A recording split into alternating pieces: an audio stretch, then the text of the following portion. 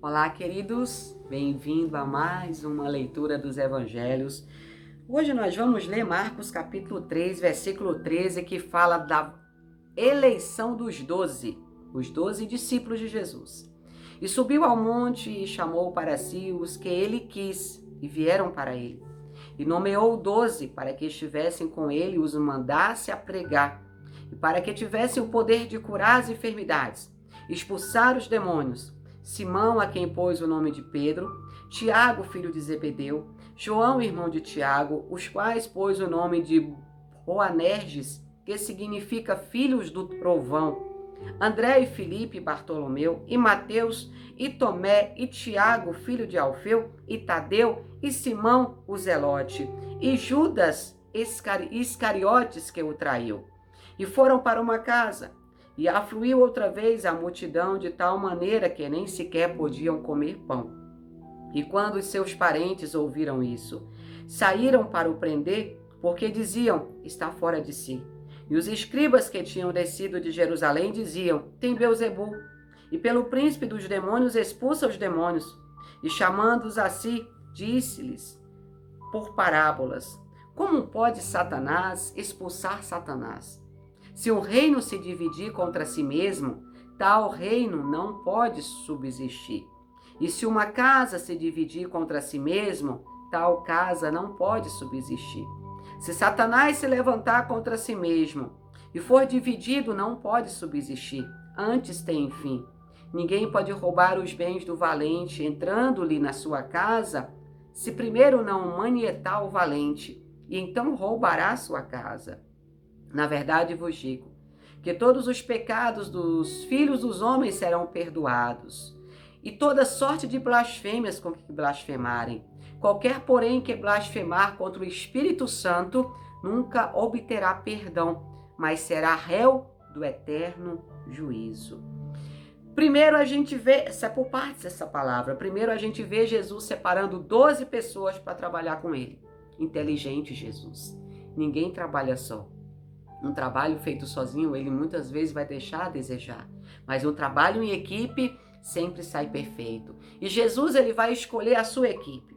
Mas depois que Jesus escolhe a sua equipe, a Bíblia vai dizer no versículo 21, que os seus próprios parentes começaram a dizer, Jesus está doido, vamos prender ele. Imagina só, o chamado de Jesus, a sua própria parentela dizendo que ia interromper, atrapalhar o chamado dele. Quem sabe você que me assiste agora passa por isso. Na sua própria casa, seus próprios parentes dizendo que você endoidou, que não é Deus que te usa, que não é Deus que fala com você. Mas presta atenção, da mesma forma que foram envergonhados os parentes de Jesus e depois convencidos pelo Espírito Santo de que Deus o usava, e eles o acompanharam, Deus manda te dizer, fica calmo, também vai acontecer na tua vida. Logo em seguida, os fariseus vão olhar para Jesus e dizer, ele é um demônio, ele expulsa os demônios através de outros demônios. E Jesus, parece que eu estou ouvindo ele rindo e dizendo, bando de louco, como é que pode um demônio expulsar outro demônio? Como é que pode Satanás expulsar o próprio Satanás? E aí Jesus vai dar uma parábola muito interessante. Se uma casa se dividir, ela não pode prosperar. Se um reino se dividir, ele não pode prosperar. Aqui nós temos mais uma lição de vida. Viver em união é o que nos faz crescer e alcançar as bênçãos de Deus para a nossa vida. E aí no final ele diz o seguinte, qualquer pecado dos filhos dos homens pode ser perdoado, qualquer um, menos a blasfêmia contra o Espírito Santo. E aí você pergunta, bispa, o que é blasfemar contra o Espírito Santo?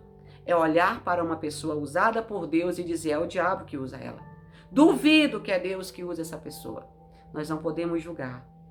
Paulo vai dizer, provai os espíritos, mas eu nunca posso apontar o dedo para alguém e dizer que o diabo usa ela, quando é o Espírito Santo que está usando, eu estou blasfemando.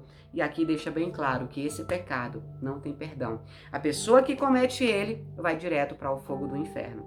Essa é a realidade. Então, vamos ter cuidado em várias coisas.